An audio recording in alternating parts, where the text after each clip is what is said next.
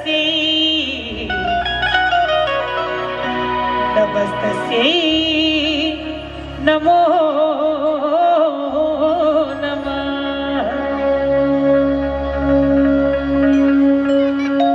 अपना मिथिला में कोनो भी शुभ काज अपना सब करे छे त सबसे पहिने अपना घर के गोसाउन के याद करे छे।